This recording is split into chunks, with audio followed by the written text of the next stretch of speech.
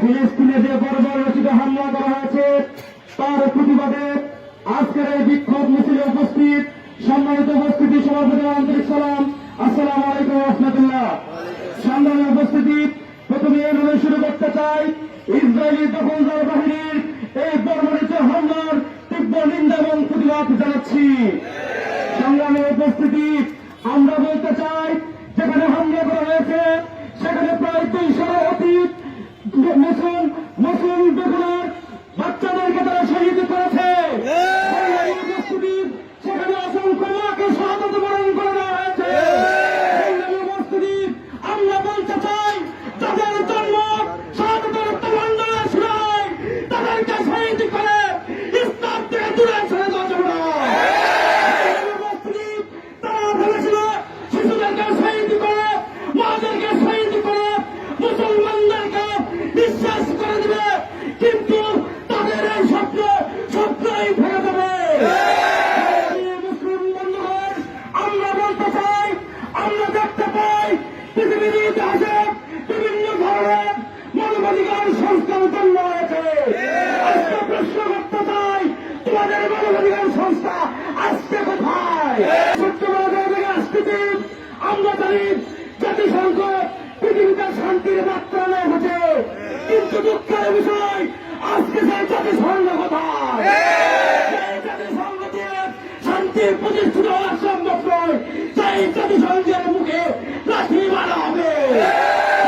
উপস্থিতি, আমরা বলতে চাই, ইসরায়েলকে বলে দিতে চাই, তোমাদের দেশ অনেক ক্ষমতাবান ছিল, ফেরাউন এবং নমরুদ, তোমরা তাদের কাছ থেকে শিক্ষা গ্রহণ করো। উপস্থিতি, আজকে এই বিক্ষোভ মিছিলে সকলকে উপস্থিত হওয়ার জন্য সংঘের পক্ষ থেকে ধন্যবাদ জানিয়ে আমার কথা এখানে শেষ করছি। আসসালামু আলাইকুম রহমতুল্লাহ।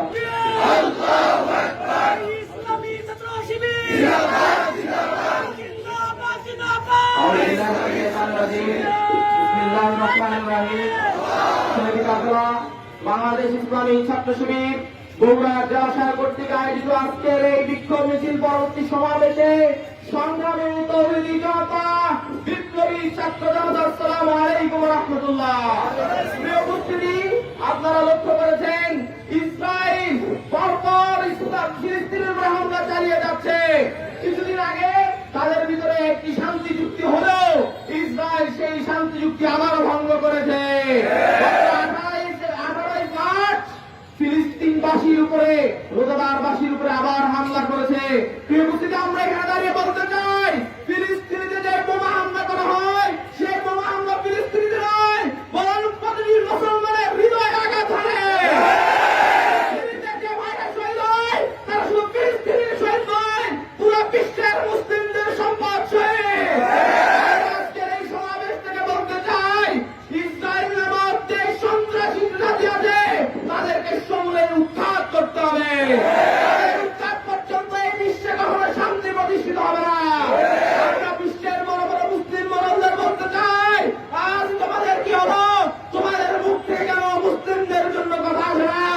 আজ তোমাদের কি হলো? তোমাদের ভাইরা যখন শহীদ হচ্ছে, তোমাদের অস্ত্র কোথায়? তোমাদের বোমা কোথায়? এগুলোকে শুধু সংরক্ষণ করে রাখার জন্য কিনা?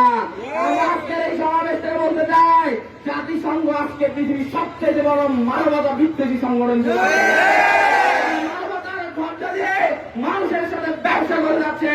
মুসলমানদের উপর নির্যাতন হলে তারা তাদের মুখে কুলু পেতে থাকে।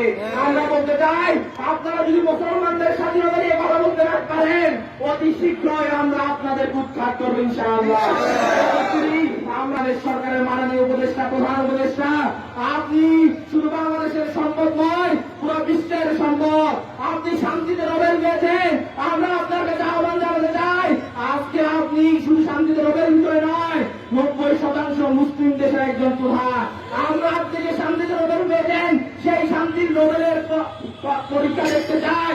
আজকে ফিলিস্তিনি স্বাধীনতার জন্য আপনি কাজ করেন। আমরা আশা রাখবো জাতিসংঘ থেকে শুরু করে সকল বিশ্বের বড় বড় শাসকদের সাথে আপনার সম্পর্ক আছে। আমরা মুসলিমরা আপনার কাছে প্রত্যাশা রাখবো আপনি ফিলিস্তিনের স্বাধীনতার জন্য কাজ করে যাবেন, ফিলিস্তিন মুক্তির জন্য কাজ করে যাবেন। তবে হয়তো পুরো বিশ্ববাসী আপনার কোনো পুরস্কার নাও দিতে পারে, কিন্তু মুসলমানদের অন্তরে আপনি আজীবন জায়গা করে নেবেন। সাহেব, আপনার কাছে মুসলিম রাষ্ট্রকে আহ্বান জানাচ্ছে আপনি আমাদের প্রিয় মাতৃভূমি প্রিয় ভূমি ফিলিস্তিনের জন্য কিছু করেন। সর্বশেষ মহান রবের কাছে দোয়া করে, আল্লাহ আপনি ফিলিস্তিনের জন্য একজন অভিভাবক পাঠান, যাতে ফিলিস্তিনবাসীকে এই অভিভাবক উদ্ধার করতে পারে। সকলকে আগামী দিনের সকল কর্মসূচিতে